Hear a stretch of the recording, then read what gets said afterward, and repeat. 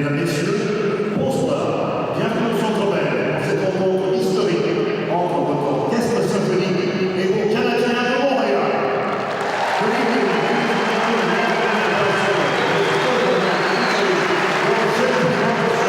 Nord, Montréal, Pendant, Kent Nagano.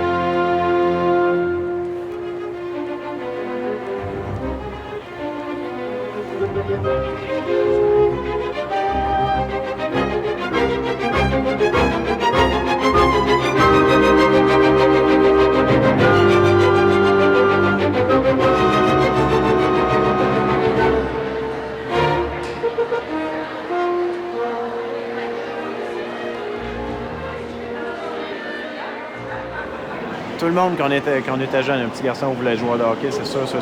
C'est sûr que j'ai pas pensé être musicien avant, à gagner ma vie comme musicien avant l'âge de 16 ans. Joueur de hockey, on y pensait. Dès qu'on commençait à patiner, on voulait être joueur de hockey, on voulait être Guy Lafleur, on voulait être... c'est sûr.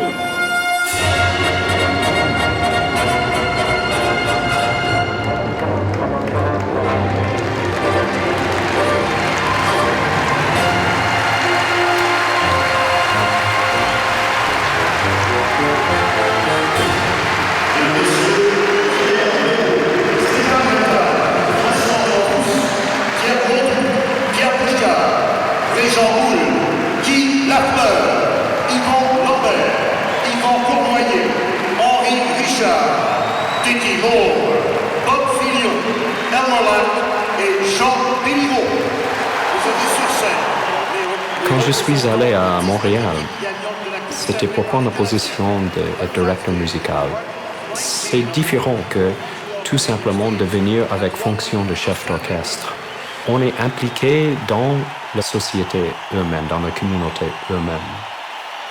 Ça veut dire que c'est notre responsabilité, pas uniquement de jouer pour le public qui a la chance de venir chez nous dans la salle de concert, mais aussi de quitter les murs de salle de concert et aller dans la communauté et partager la musique.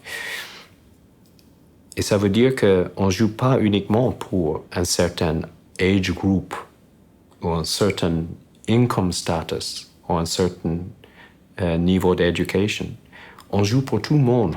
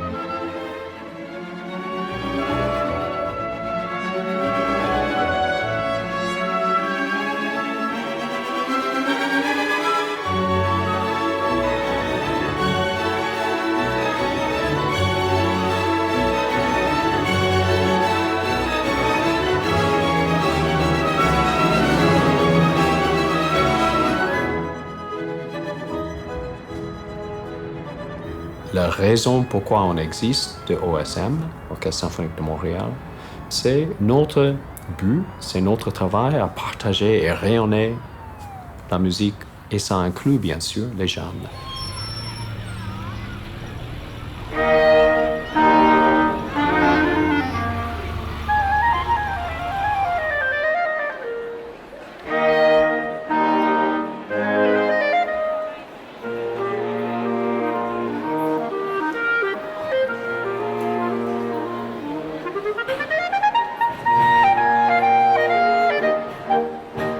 Les musiciens sont conscients qu'il faut qu'ils aident et ils le font volontiers. Puis ils le font aussi parfois très généreusement pour une œuvre, comme quand ils sont allés jouer pour le Club des Petits Déjeuners. Ça fait partie de l'engagement social de l'orchestre. J'ai voulu travailler avec les enfants. J'ai voulu avoir une chance de renverser des tendances, une tendance inacceptable, comme des enfants qui n'avaient pas suffisamment pour manger avant d'aller à l'école. On a voulu créer un climat nourrissant aussi. Et comment faire ce climat-là, c'est d'amener des gens qui les inspirent. On a les joueurs du Canadien, on a des artistes, des chanteurs, des joueurs de football. Kent Nagano, l'Orchestre symphonique de Montréal.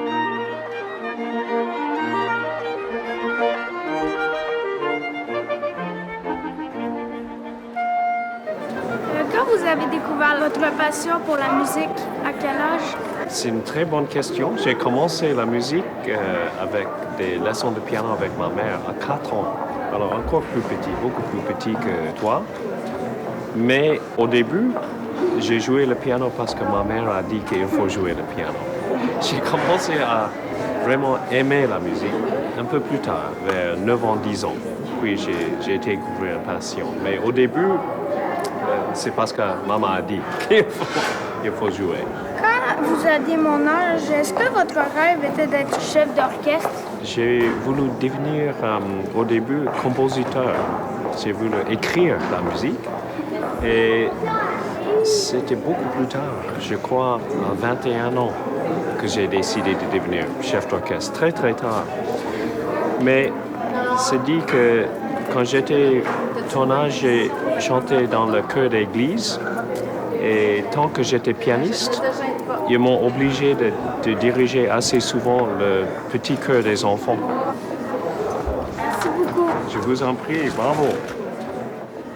Ce matin, j'ai même entendu dans une entrevue, on a demandé à un jeune « Qu'est-ce que tu veux faire quand tu vas être grand? » « Bien, je veux être musicien. » Je ne suis pas certain qu'on aurait entendu ça il y a même une semaine. On ne sait jamais quel moment l'inspiration va être transmise. On ne sait jamais. Ce moment initial de découvrir la musique, c'est once in a lifetime, on n'oublie jamais. Je crois que si on demande même les professional musicians que le public, est-ce que vous vous rappelez de la première fois que vous avez découvert la musique? La plupart des gens vont dire oui.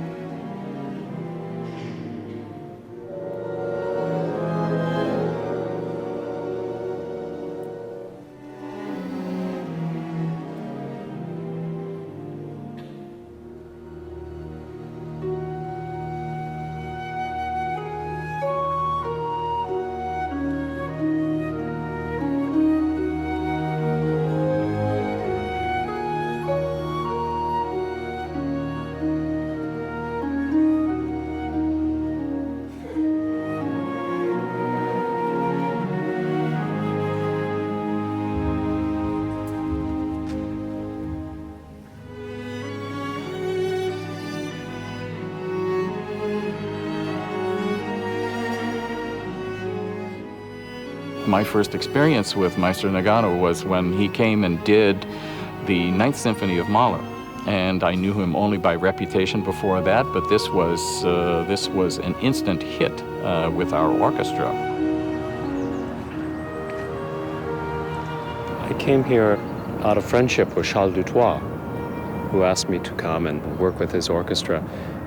I knew nothing about Quebec, having never visited before. And it was such a positive impression on many, many different ways. Profoundly gifted and talented orchestra from a technical standpoint, but even much more than this, a very strong personality and character, rich traditional ties with Europe. It gives a unique perspective towards performing European masterpieces of music.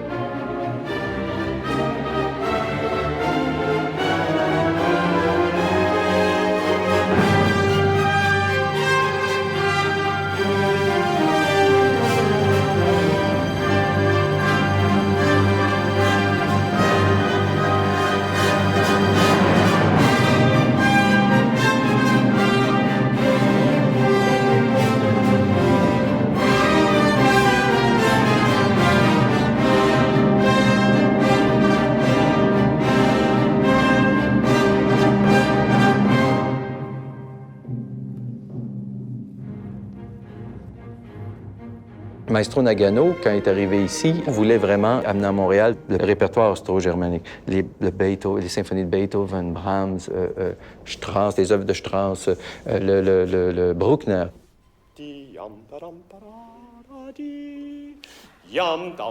Le mezzo forte comme un nouveau dynamique. Diminuendo.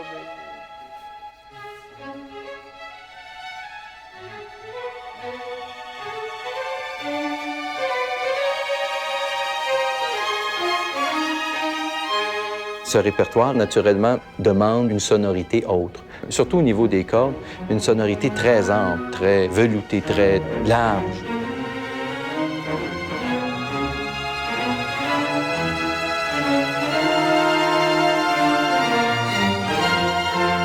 Le maestro a transmis cette tradition aux musiciens, a expliqué vraiment comment tel passage doit sonner. Et puis les musiciens ont réagi très, très bien. Ils ont compris les couleurs qu'on doit aller chercher là-dedans, quelles couleurs spéciales on doit aller chercher dans ce type de musique.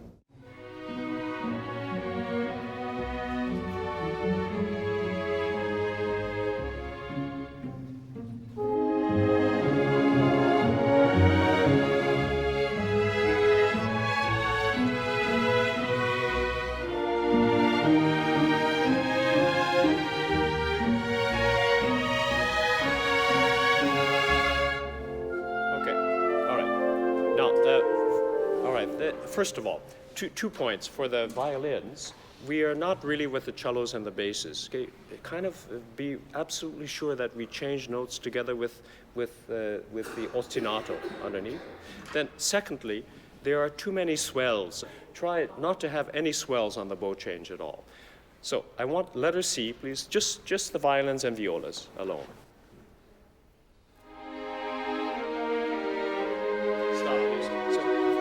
Can I feel more tension of les noirs? Il y a déjà un crescendo, je crois. Je dois sentir que vous êtes en train de, au moins intérieurement, crescendo. 2.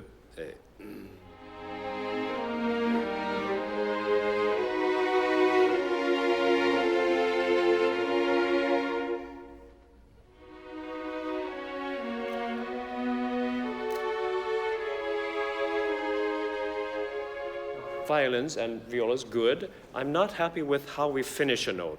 Shall we say every time at the end of a note, at the last 16th the value, it's a little bit of a tapering off. Dee, da, da.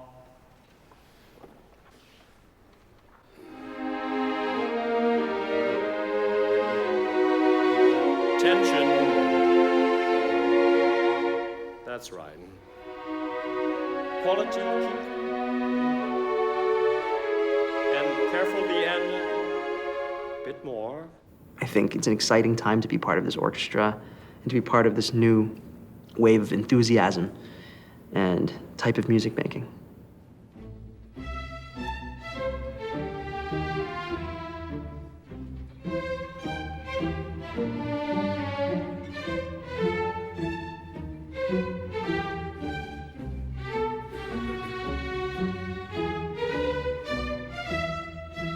We play in an amazing orchestra with amazing string players that can do just about any bowing. Mr. Nagano can ask for a certain type of bow stroke, and if we really wanted to, we could start at up bow or start at down bow. The key to coming up with the perfect bowing is to have something that feels comfortable and it achieves the interpretation that is necessary. Second bar after N should be a really long downbeat. You kind of play into the downbeat. Are we on a down bow here? No, that's right. Ah. We have both. Just original bowing.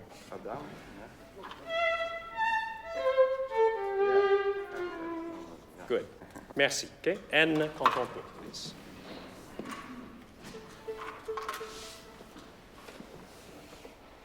Four.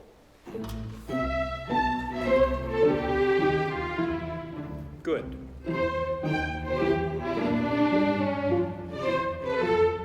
If you were to bow it yourself or play it by yourself in a practice room, it'd be completely different. But when you have 20 people behind you or needing to play as a section, you have to make certain compromises and make certain decisions. It's not as if we're all playing concertos together. We're playing a symphony and we're all various parts of this organism, this orchestra. Molto crescendo.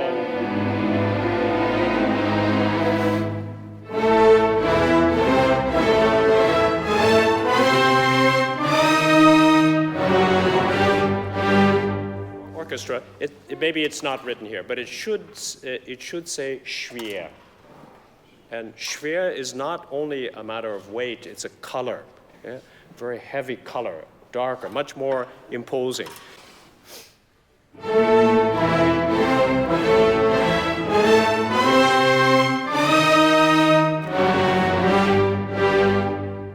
I first came to Bruckner as a boy, as a very young boy, introduced to the Bruckner motets in my church, and then, which I absolutely, passionately loved. And then, still as a young boy, as a piano student, one of my first purchases were the gesamte Bruckner Symphonien, 4 Hände. And so my best friend and I we knew these symphonies by memory.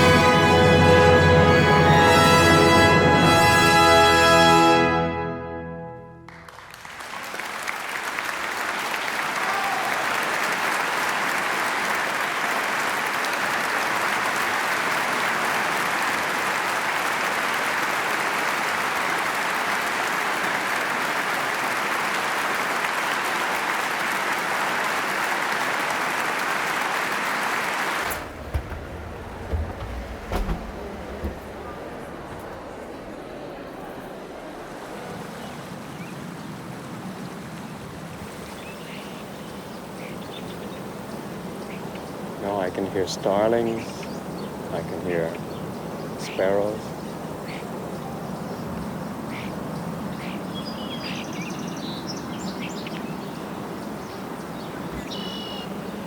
There's one up there.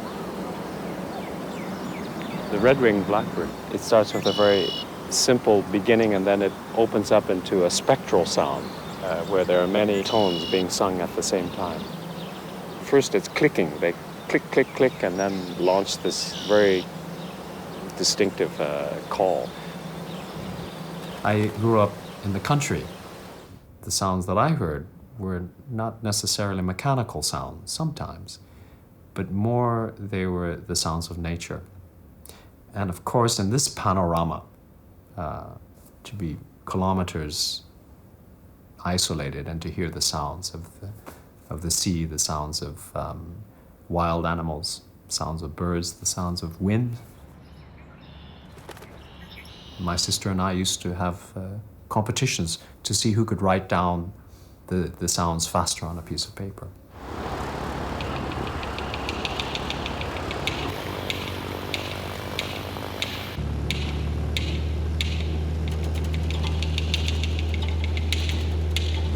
The first orchestra tour that we planned, we had a choice. We could tour Europe, we could tour the United States of America, we could tour Asia, but we decided by consensus that it would be interesting, since we were at the Orchestre Symphonique de Montréal, that perhaps we should serve first Canada.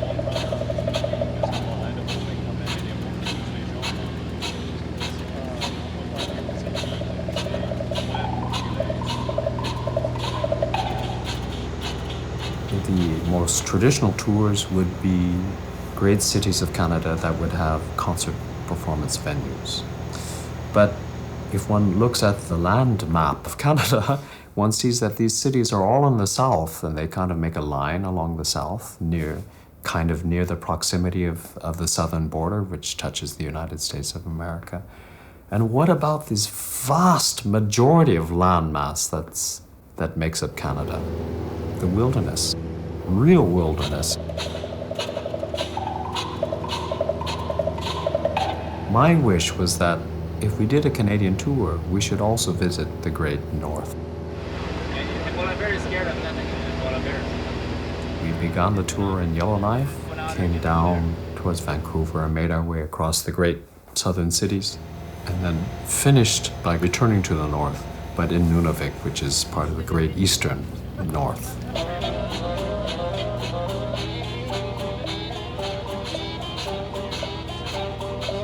Before we traveled up north, it was important that myself and each one of the musicians spend some time to research, to have some minimum knowledge of the Inuit culture, because after all, we were the guests, we were the foreigners.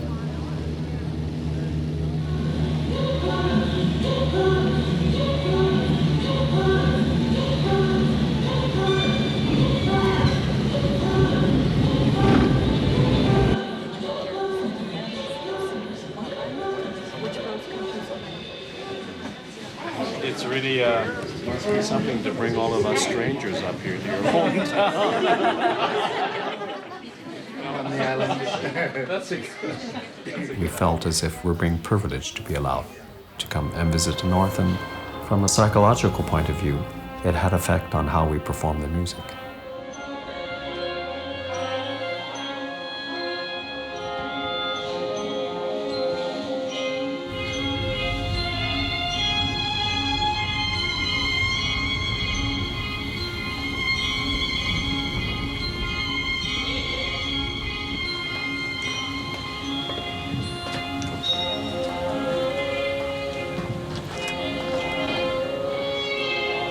Yes, it was very similar when I was growing up. The population is about the same size, and it's my hometown was on the sea, but also with vast landscapes. So, yes, it felt very comfortable, and even the main store felt like the general store on Morro Bay. So, a lot of similarities, and people were laughing. They said, until I opened my mouth, I could pass as a local Inuk.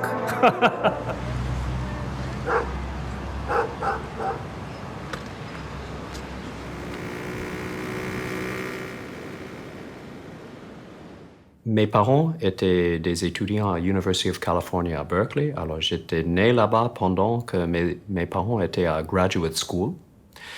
Mais tout de suite, nous avons déménagé aux fermes de la famille de mon père. Et ça s'appelle Morro Bay, un petit village sur la côte du Pacifique, exactement entre Los Angeles et San Francisco.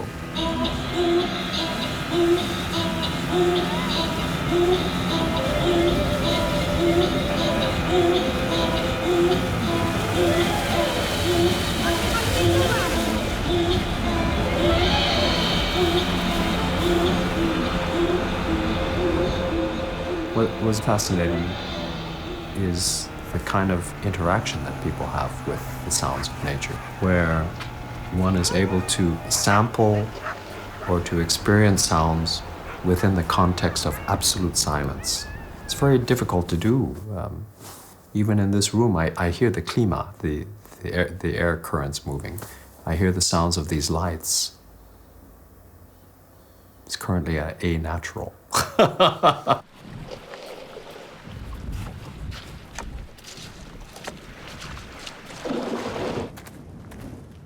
In the far north, there are moments, as you experience, where it is absolutely silent. You don't hear anything at all because the wind is stopped. And through this context of silence, the sound of scraping of metal or the sound of a bird crying, it took on very, very different characteristics.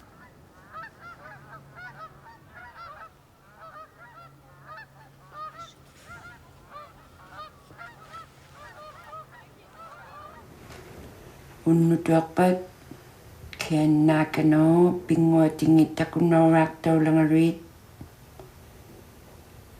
inalik ilisapeo ihelisapingani 7:30 ngutuakpat inue kalangarit ingutuakpat pigiagamangnyamata unutuakpat.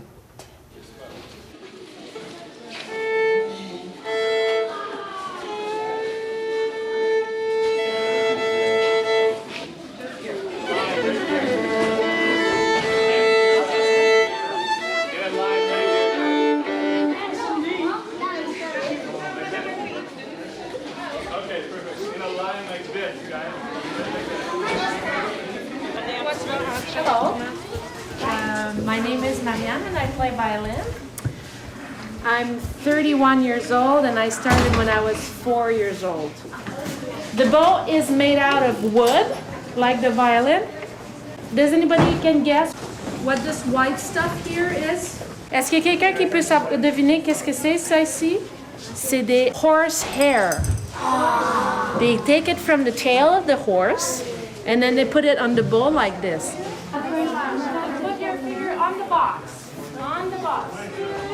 No, not here. Yeah, not on the strings. On the box. On the wooden box. You feel it? Le basson, c'est un instrument à vent. Il faut qu'on souffle dedans, comme une flûte. L'instrument a besoin d'une hanche. C'est deux petits morceaux de bois. That vibrates when I blow in it. C'est un instrument qui peut aller plus grave que le violon. That's the lowest sound I can make. Somebody wants to try the bassoon? Me. Come. À Morro Bay, nous avons eu un professeur Corichelli, qui était un réfugié d'Europe à cause de politique de Deuxième Guerre mondiale. Il a abandonné sa carrière comme concert-pianiste, et il est devenu un professeur de musique spécialisé avec les enfants. Et son premier job était à Morro Bay, ce petit village. C'était une chance énorme, parce que par cette professeur, in the middle of nowhere, j'ai eu accès aux grandes traditions allemandes et grandes traditions russies, c'est-à-dire les portes de l'Europe étaient ouvertes déjà à très très jeune âge, 6 ans.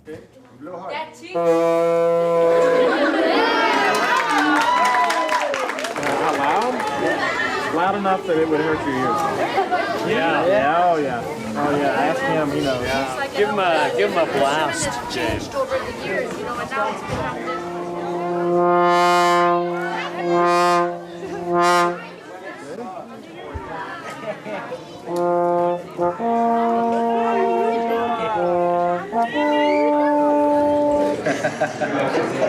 Here or where? Although I have some good video footage.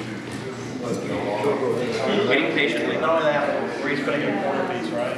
To me, orchestra was boring all my life. Mozart was fun and Bach because my grandfather listened to that. But everything else, to me, I've never been exposed to orchestra except in movies. So it was so boring to me. But the more I went, the more I saw Kent Nagano's hand. He did a little bit of that, and all of a sudden the harp started playing. Oh, she saw that. And then he was doing this, and he was still working with this hand, and then this one was conducting. And I realized, whoa, he's bringing life to all this music. Hello. My name is Kent. Kent Ovunga. And we're going to play many pieces for you tonight. The first piece was written by a man named Mozart.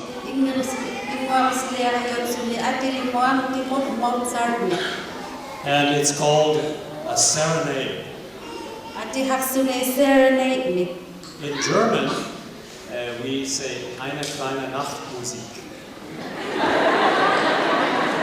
Ja, man nimmt einer keine Nachtmusik.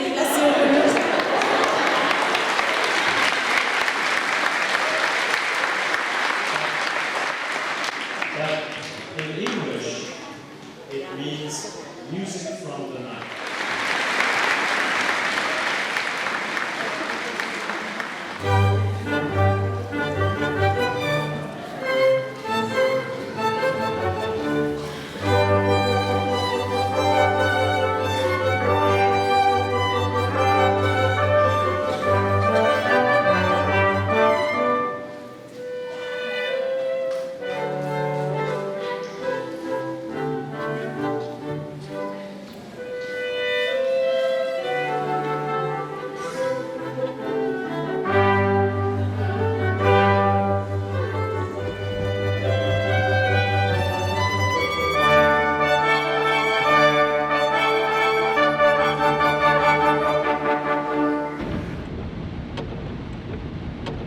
This is our first snowfall.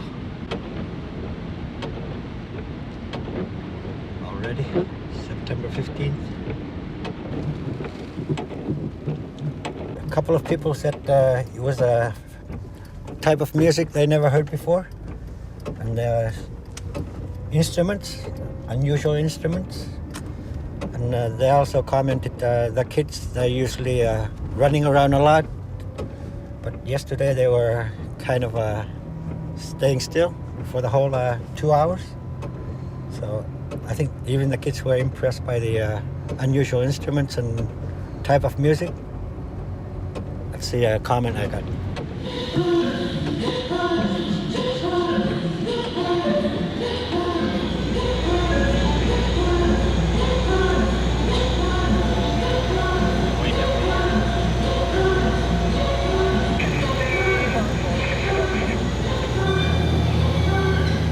The composition is a coming together of two different musical worlds.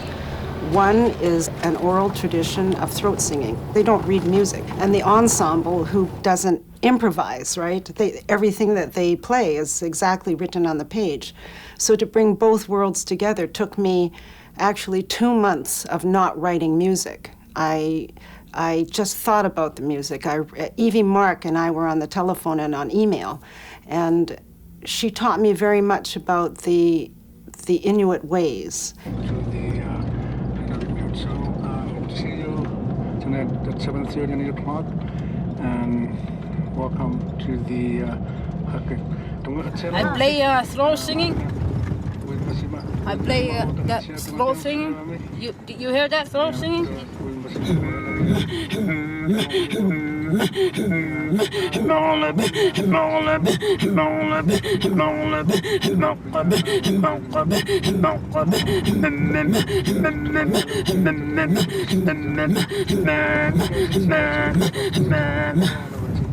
hard. It's hard to me in hearing. Small dog, we call it small dog.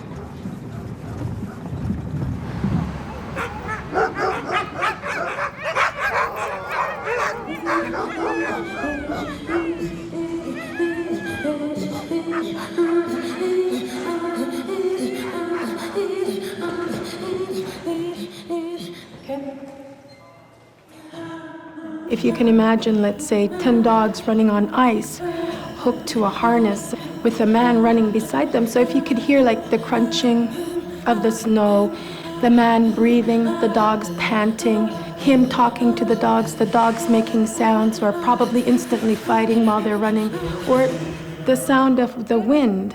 So added all that together, you create like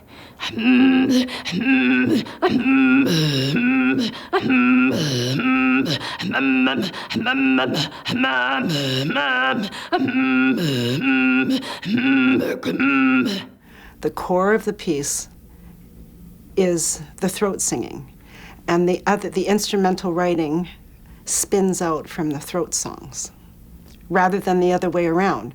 Rather than starting with Western music and slapping on top throat song, it's all integrated into one.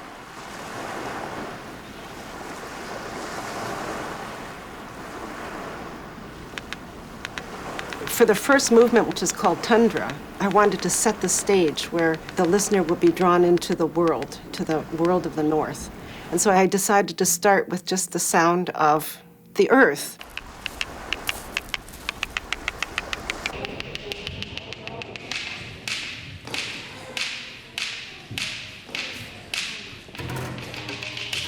And we will come into the movement not with a beautiful sound on the violin, beautiful sound on the clarinet.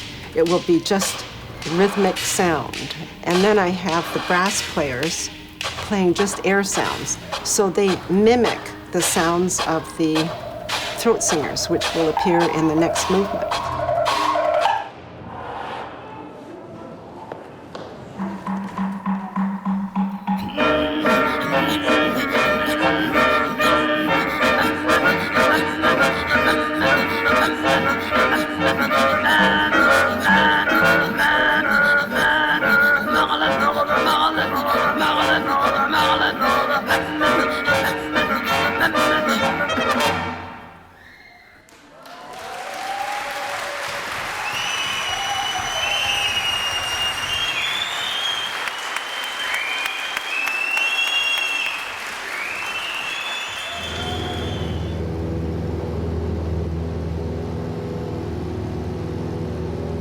It was interesting to realize that most of the public who heard the performance in Montreal had never heard throat singing before.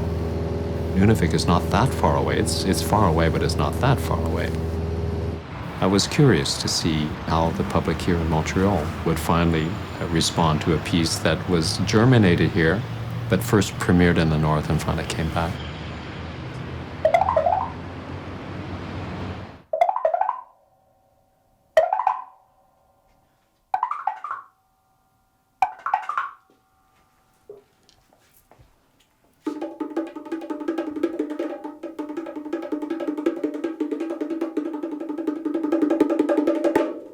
J'ai découvert la percussion à cause de la fanfare qui passait devant chez moi. Il y avait des tambours et j'aimais beaucoup ça. J'avais 3-4 ans. Tous les dimanches, la garde paroissiale sortait, faisait une parade. Et c'est comme ça que je me suis mis à aimer les tambours.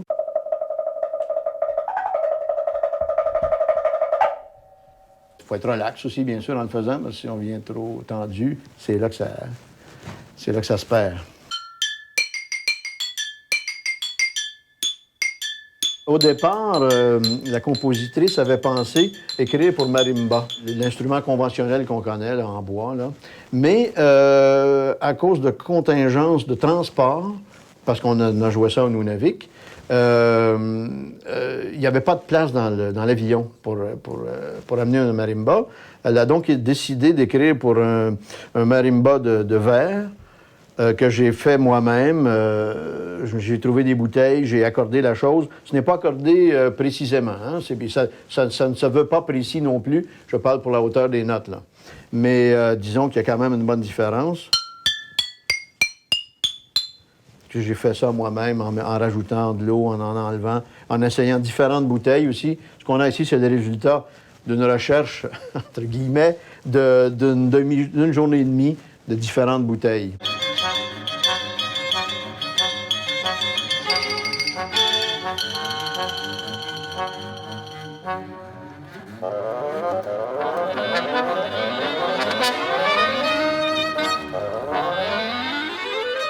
The sound came across to the people because I was sitting with the audience, and the people were fascinated. They were, looking in their books to see what the names of the movements were, and the snow goose. When the sound of the snow goose happened, they were really listening. So it was a rewarding experience for me last night.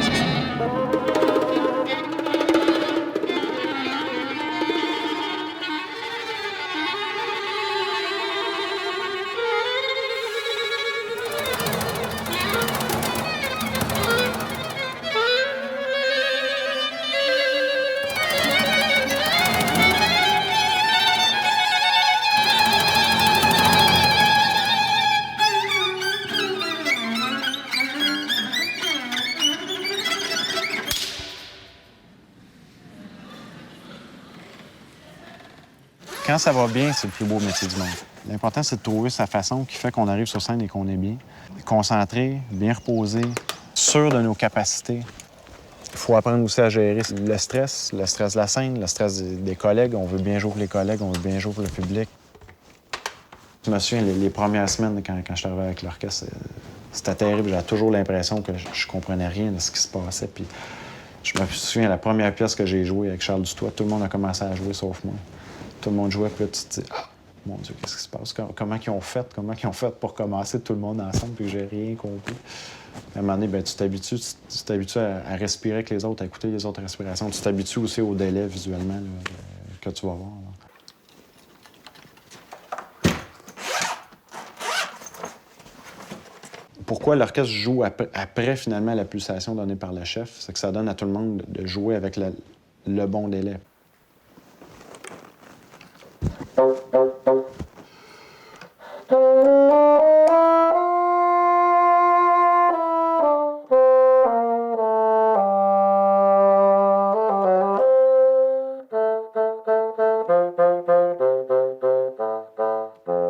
Le son ne voyage pas à la même vitesse que la lumière, donc le délai entre le geste du chef et la réponse du son qui arrive n'est pas le même.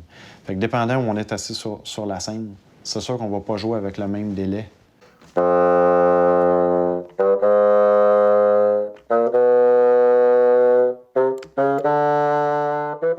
Si les gens dans la première rangée font ça, il faudrait que ceux dans la dernière rangée jouent avant, pour que finalement, tous les sons arrivent en même temps, en avant.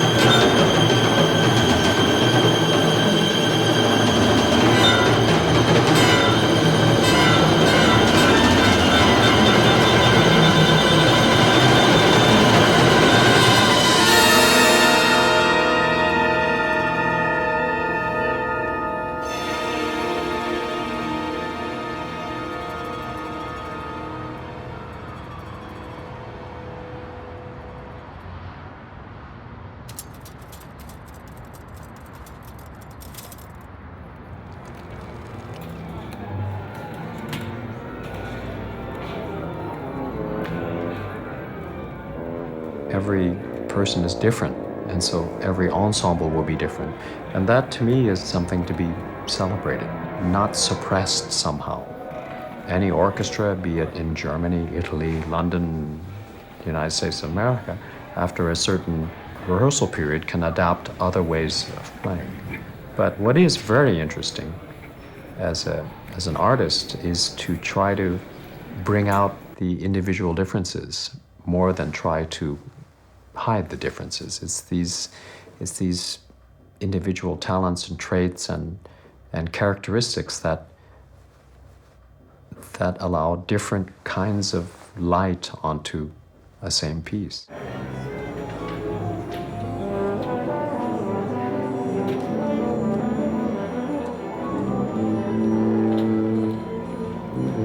L'Orchestre symphonique de Montréal, il y a des gens de partout maintenant à travers le monde, mais le noyau est francophone, mais qui parle anglais. Et à quelque part, je suis persuadé que cette oreille-là, et la culture aussi, fait qu'on a un orchestre particulièrement unique, qui n'est pas typé seulement francophone, seulement anglophone. C'est assez ouvert maintenant. Les cultures et les langues, en général, créent une espèce d'ancrage, de filtre qui va influencer le son. Si je prends par exemple seulement la clarinette, les Italiens et les Français qui parlent d'une façon un peu plus pointue, les Anglais qui vont partir « Yes, how are you? It's great to see you again, you know, and they open the throat ». Alors que les Français, c'est comme ça, la langue est montée très, très pointue. Alors qu'on sait que dans les staccatos, par exemple, au niveau de la clarinette et des instruments, les staccatos sont très rapides, comme ça, parce qu'ils ont la langue montée et ils sont habitués de partir comme ça. Les Français et les Italiens sont réputés pour ça. J'ai eu des étudiants, quelques-uns, qui jouaient complètement ouvert et ils parlaient français, mais comme ça, tout ouvert, comme ça, la gorge. Ça créait un son guttural et c'est problématique parce qu'à un moment donné, c'est tellement dans un sens qu'il faut... Je leur fais parler français comme ça. Alors, comment vas-tu? Je veux que tu répètes après moi. Tu mets la bouche comme ça. Alors qu'ils sont habitués de parler comme ça. Pourquoi? Pour transformer la bouche, pour l'amener dans un état d'équilibre qui leur permet d'avoir un son beaucoup plus centré, à partir duquel ils peuvent choisir.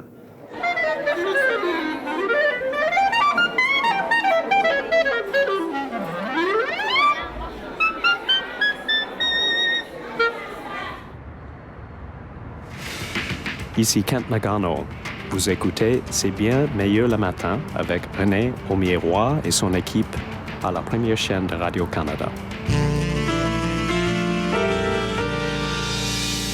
Bon, alors comme vous le savez sans doute, je sors des bras de Kent Nagano, si on peut dire, puisqu'on a passé les 4 derniers jours ensemble à répéter, à travailler sur ce concerto qui a été offert hier 2 fois, d'une certaine façon, puisqu'il y avait une répétition générale, puis qu'après, c'était le vrai show, et devant beaucoup de gens qui sont aussi des fidèles auditeurs, de toute évidence, de C'est bien meilleur le matin. Puis ça m'a fait infiniment plaisir, parce que c'est un type de rencontre qui n'arrivera pas souvent.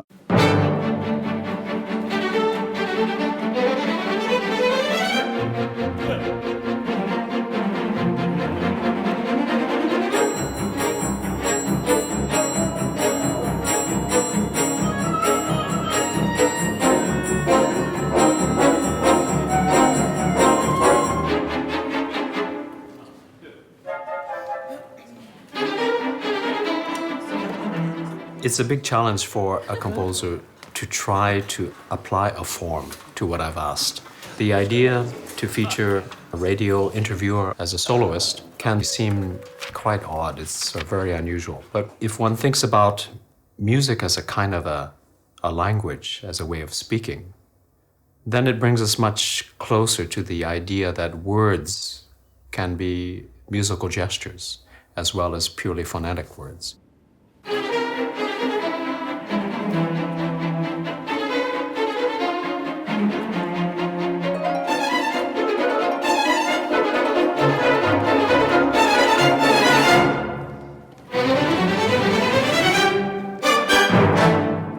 Il y a des jours où on regretterait presque de s'être levé. Pas parce que le travail nous attend, le travail c'est souvent beaucoup de plaisir, mais parce que l'état du monde parfois semble désespérant. What struck me about Mr. Aumier-Roy, who is being featured as a soloist, was that he is a master at using words within time. And he does this with a team of co-workers who play with the words in a rhythm that's astonishingly effective. Les banques, les compagnies d'auto, laissez tout ce monde-là crouler. On va bien sûr y revenir. Merci. Alors, Véronique, qu'est-ce qui vous a étonné dans les journaux, vous, ce matin? Bien, en fait, la vitesse limitée à 40 km/h à Montréal, oui. On en parlait beaucoup, mais là, semblerait-il que ça a été accepté. Et dans les prochaines semaines, ça va se faire. On dit... On va y aller à pied. Bien, presque. 40, là, quand on est au volant de la voiture, on se rend compte que c'est pas vite du tout. Hein? Donc, va falloir se méfier parce que j'imagine qu'il y a un beau piège à contravention dans ça. Là. Ben, quand sûrement ça rentre en vigueur. pas. Ben, vous avez donc mauvais esprit. Okay. Merci, Véronique. Il est 6h24.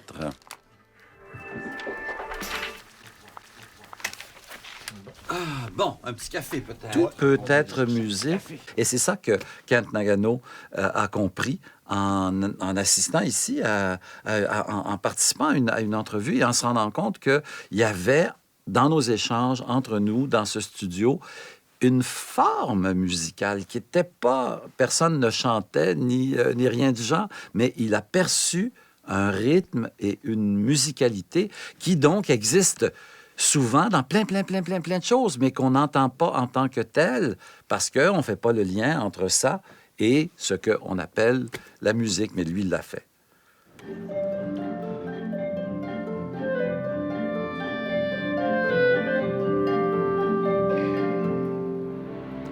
Alors, Véronique, c'est vraiment un tout petit matin qui nous attend.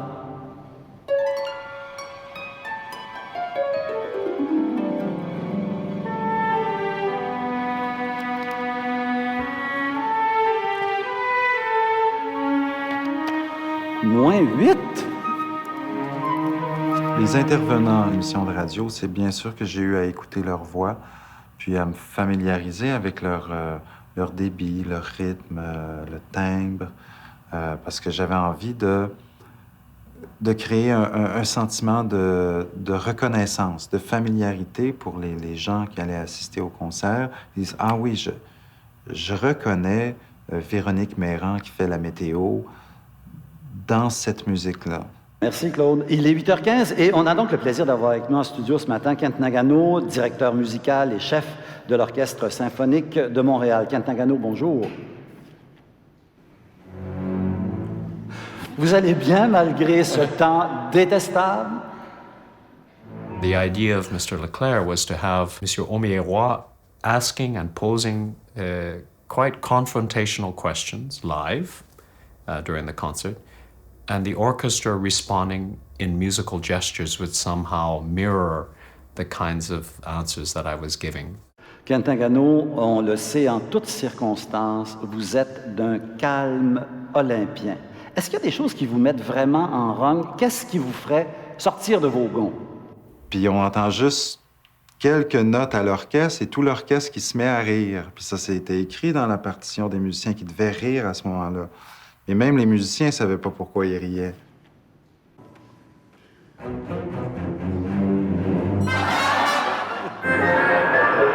En fait, ce qui s'est produit à ce moment-là, c'est qu'il a fait « Ah ah ah, you should ask the MSO. Ah ah ah, you should ask the MSO. » C'est ça qu'il m'a dit. Alors, ça... Merci infiniment, maestro. Monsieur Omieroy has a very immediate connection with the community. The hope is that somehow it will open up the minds of the public that come to realize that this is, in a sense, this artistic expression or artistic demonstration reflects the actual community today.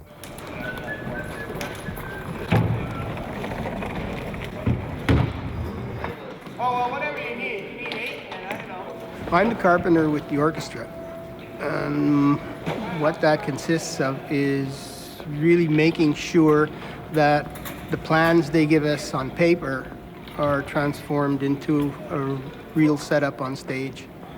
I'm the prop man here, and I put out all the chairs and music stands and make sure that everybody gets the chair they want and make sure that the right people are sitting behind the right person because they play off one another. What I like about it is how the dynamics of an orchestra and how it works. You learn from talking to the musicians and from listening to the musicians that they have to be here because they tune with this person. The first flute and the first clarinet, they sit one behind the other because they tune to, and they play with each other. Each hall has its own sound, and there were times when we would change instruments from one side of the hall to the other, even doing the same piece, you know, because of the sound of the hall. And that could be pretty challenging when your time is limited. Because this is 10 feet here. Okay, very good. I love music, and that was one of the reasons I wanted to come here, because I knew nothing about classical music 4 years ago. Nothing about it at all. And now that's, you know, primarily what I listen to, here and at home.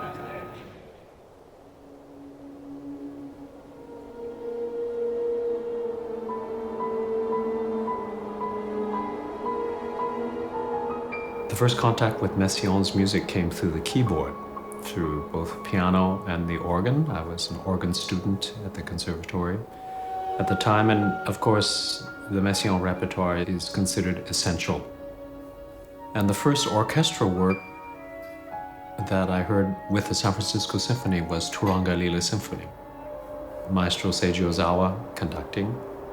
In the sixth movement, the birds sing, of course, and that for someone coming from California, where nature is, of course, a very powerful and savage and wild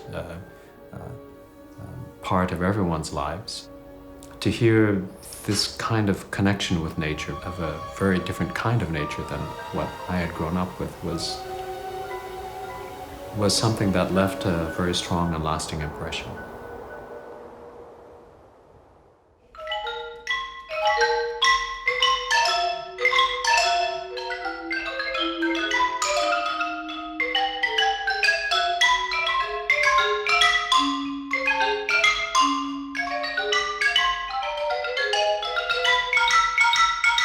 Das sind Vogelstimmen. Ja, der hat es teilweise auch Rhythmen abgeschrieben, sozusagen. Er hat es wirklich abgeschrieben, also er war aufgenommen. Ornithologe und genau. Also steht auch manchmal wirklich drauf, wie also genau? Wie Fauvette oder was weiß ich. Ja, wie genau die Vogelnamen. Also die Vogelnamen. Japanische, sowohl auch südamerikanische, exotische Vogel. Japanische Nachtigall singt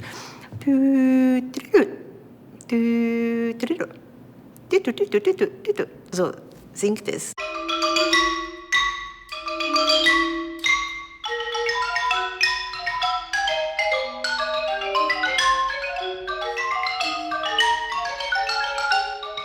Das ist natürlich sehr viele Noten und dann schnell und das noch richtig phrasiert und noch jeden Ton schön klingen zu lassen und dann drei zusammen so einheitliche Phrasierung zu haben und guten Klang zu haben. Das ist schwierig.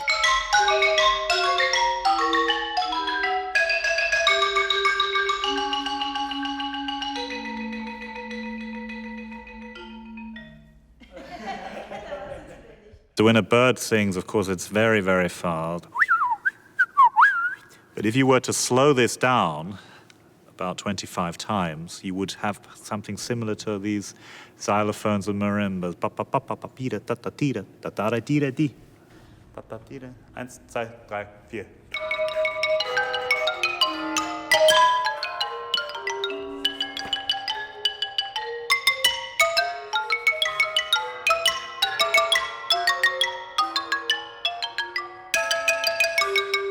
The birds become a symbol of a kind of creatures who somehow communicate between the earth and the heavens, representatives of the divine world sort of in this world, and their song is a bridge between these worlds. That's my kind of intuitive feeling about that.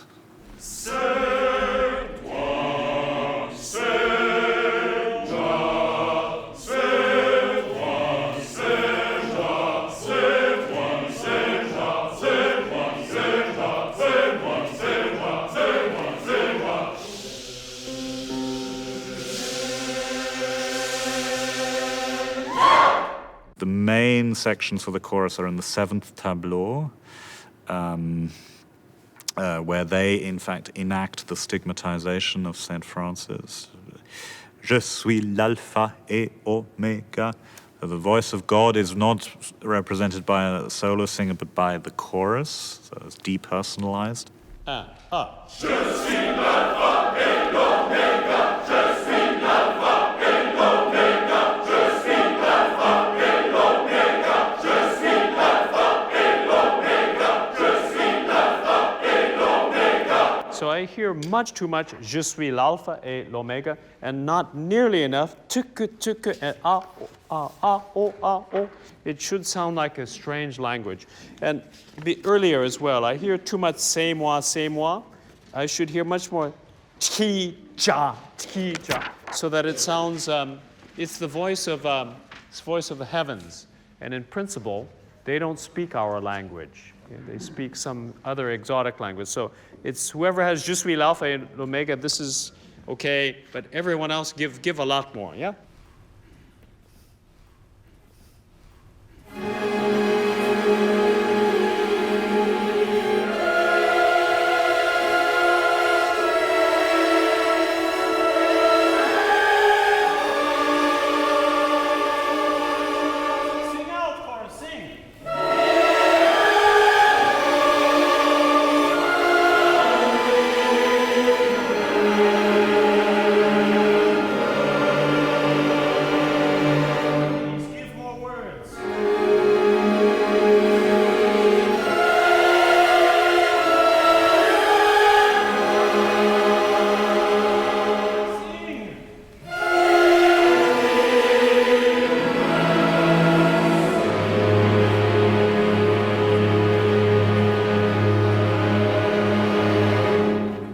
I remember one of my first encounters with Messiaen, he said, well,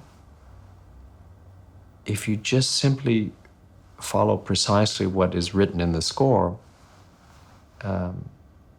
that's a good start. So I very seriously took the metronome marks, and I very seriously took every articulation. And in one of my early performances of Messiaen, I sent him a recording, the radio recording, and asked for his criticism. And he said, the tempi are all wrong. And of course, I didn't say that actually that's what was written in the score, because from an accuracy point of view, the metronome was right. But the metronome is meant to serve the artist. The artist is not meant to serve the metronome.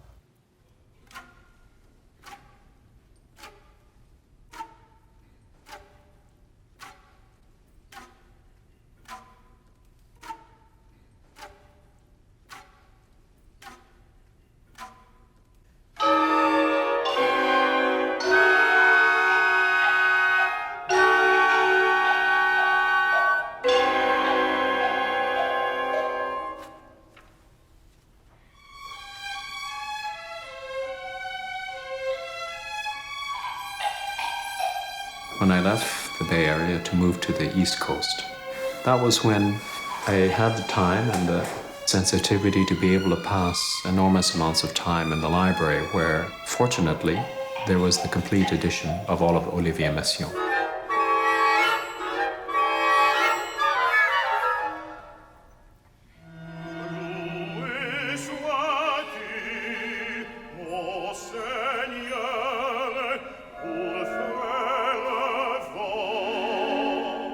That led then to eventually a performance of a cycle of his orchestral pieces back in the San Francisco area. And it was through this cycle that I eventually had the chance to meet with and then work with Messiaen and his wife.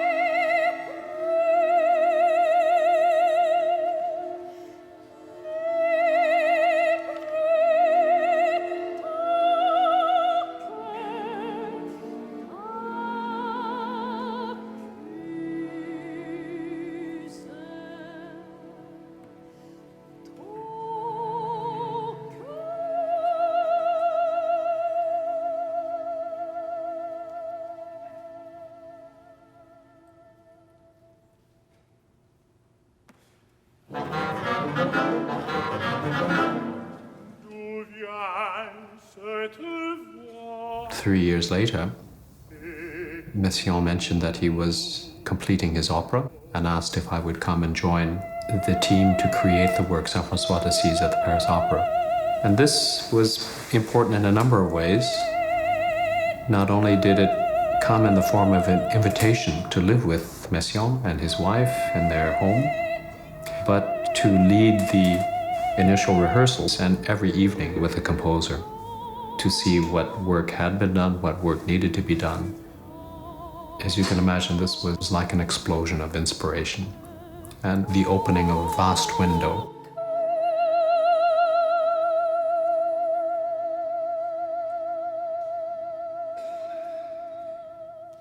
To learn how to listen, to learn how to hear, and in a sense to learn how to see through the notes, to see what was there.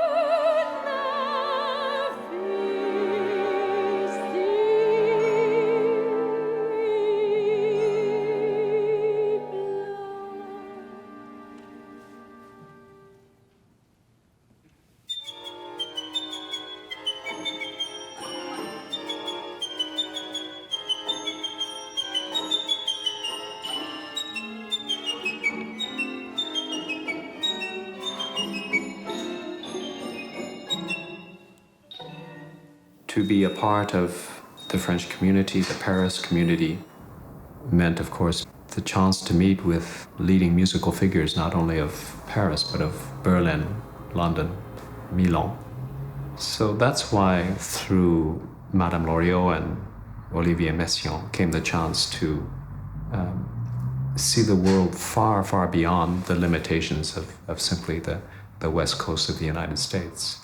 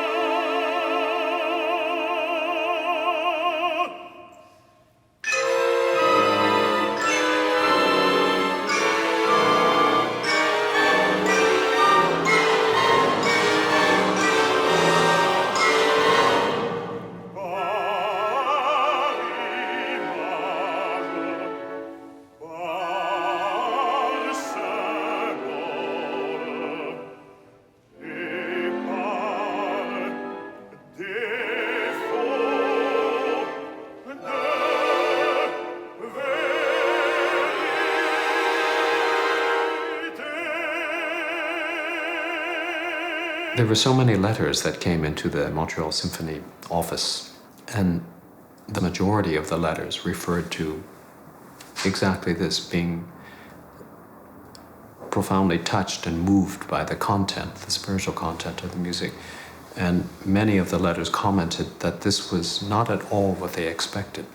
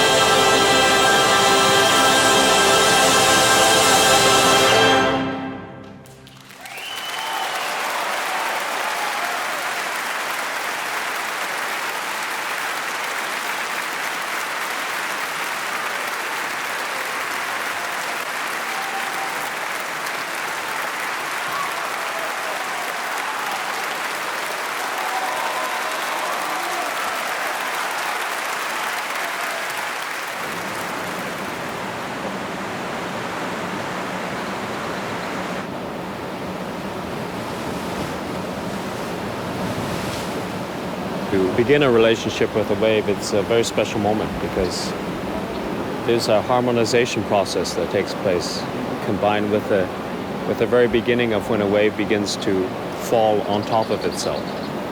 It's at that precise moment that one normally tries to begin the collaboration. Oh. And it brings you to the highest point. When the wave is moving, the top of the wave moves faster than the bottom of the wave because the bottom of the wave is hitting the land. So the top falls over. And it's at that moment that a wave's life begins. But here, of course, that process is completely different. There's no beginning and there's no end. It just sort of keeps going. So I'll have to try it sometime. Find out what it feels like.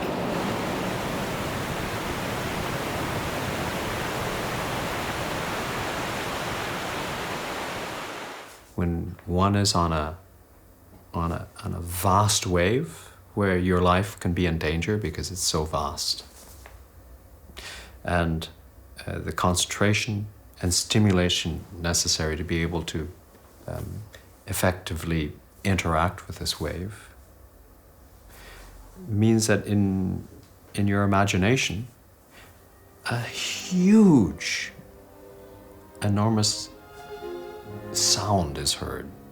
A very complex chord of sound is heard. It's in the imagination, of course, it's not really taking place.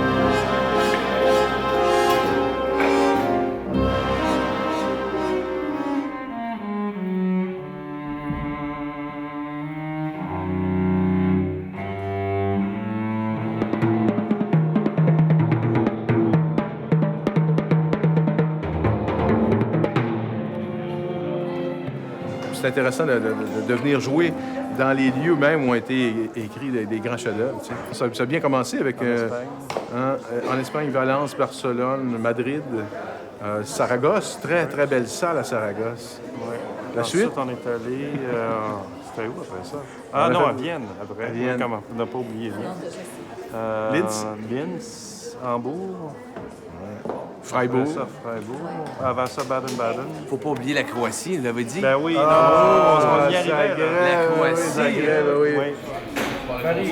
Paris.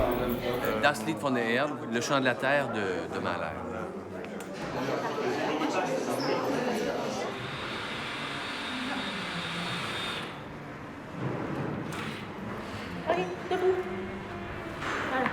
Ça fait à peu près 2 heures qu'on est à Paris. On est arrivé à la gare de l'Est, puis là, on a fait le trajet touristique avec Emmanuel. On est allé voir Notre-Dame, la Tour Eiffel, puis l'Arc de Triomphe. Puis maintenant, on a une répétition qui commence dans une demi-heure. On est où, là? Ah, ben tu sais, on est à... Paris. Oui.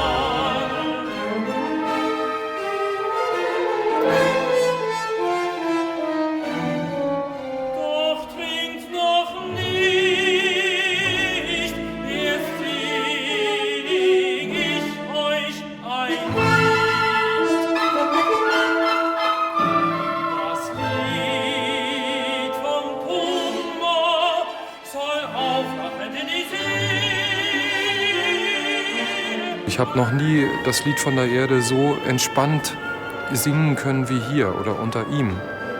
Ich habe das Gefühl, dass ich das Orchester gut hören kann und auch in das Orchester reinsingen kann, trotzdem, dass ich mit der Stimme gut über das Orchester drüber komme akustisch und nicht so stark von dem Klang erdrückt werde.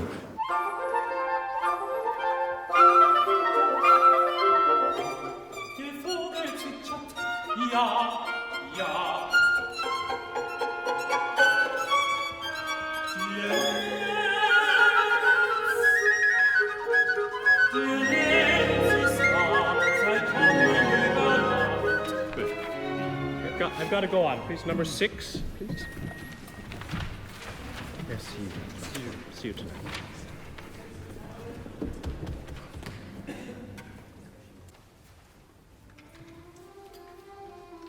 Whoops, now it has that thick and heavy sound. We want it to be much more transparent, much more indirect sounding. It's too sounds like Strauss.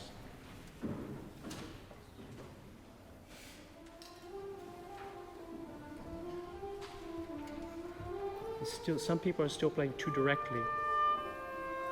Very foggy. I don't want to hear individual notes so much.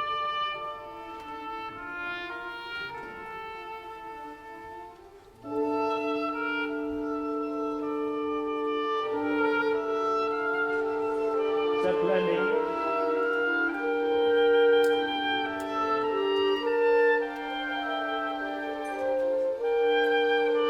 Make a difference, please.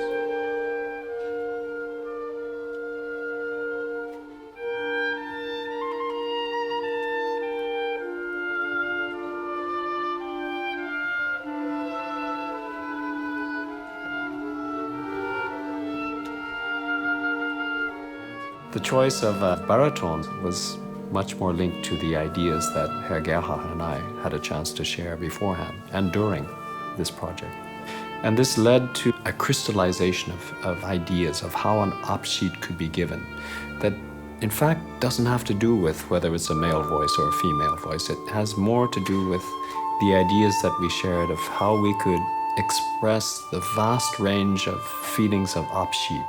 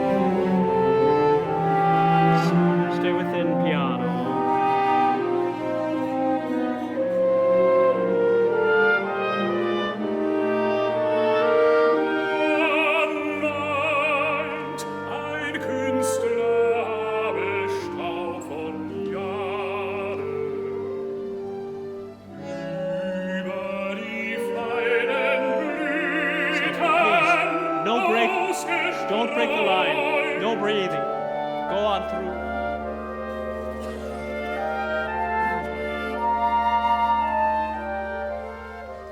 Can I ask woodwinds? You know, it still sounds like it's breaking. I think I want to ask to just adjust the dynamics a little bit. It's 3 after 6 where it sounds like the line is broken off.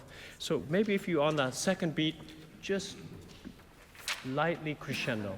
Dee-da, dee-da, so that the ear thinks that it's going forward. Okay, just kind of hide that. Could I have 6, please?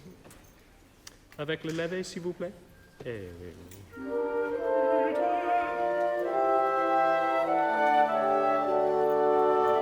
There is still a mystery involved in a performance. Merci, merci. As well as we prepare, as intensely as we rehearse, there's no guarantee how a concert will be received. That's not to say that you shouldn't prepare, of course, because more intensively one prepares, the more content one has to share. But still, there is an element of mystery. There is unexplainable element stepping into a performance and making that performance extraordinarily great.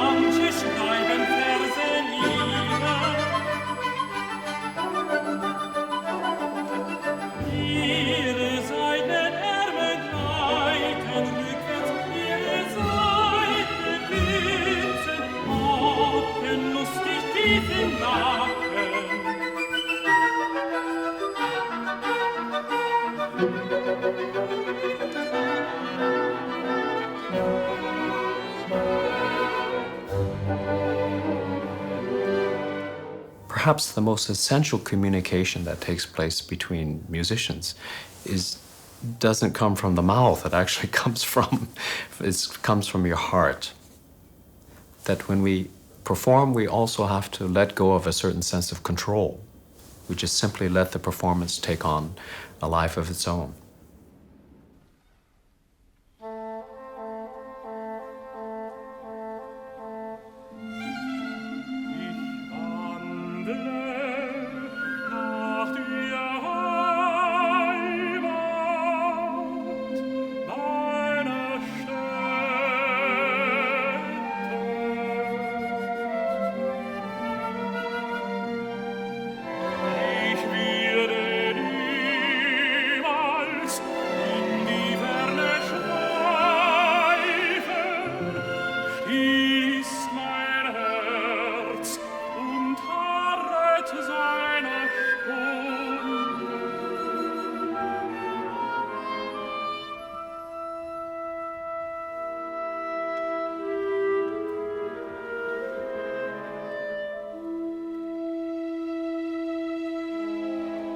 Es war besonders, sehr besonders.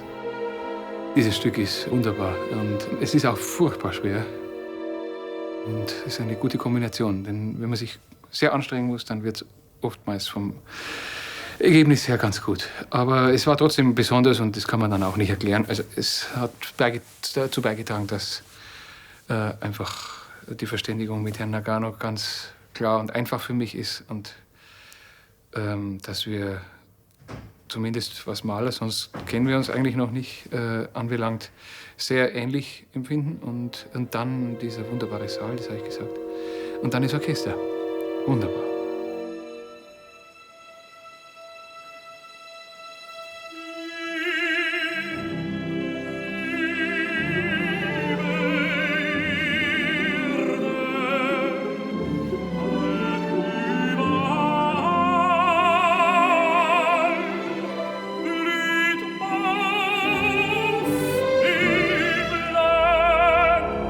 Und grün aufs Grab.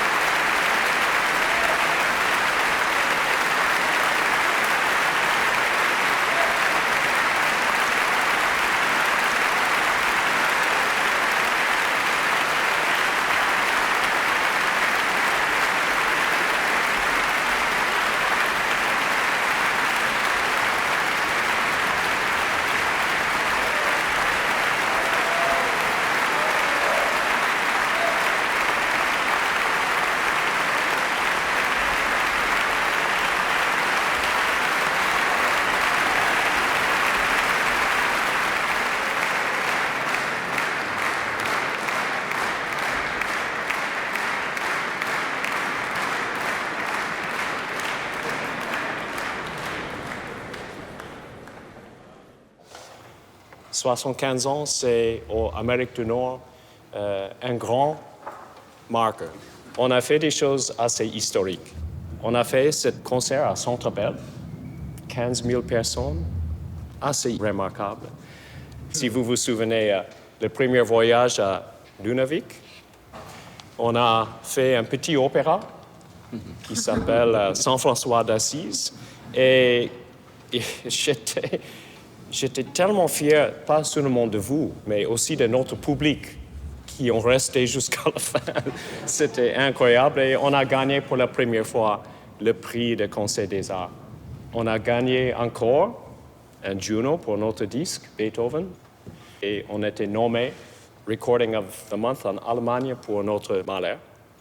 Nous sommes retournés en Europe et je crois que vous êtes d'accord avec moi que c'était un tournée assez spectaculaire.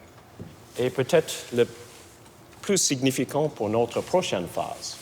Et on a annoncé le feu vert pour la nouvelle salle de concert. Ça, c'est vraiment pas mal pour une saison. Alors, félicitations à tout le monde pour cette magnifique saison. Bravo, bravo à tous.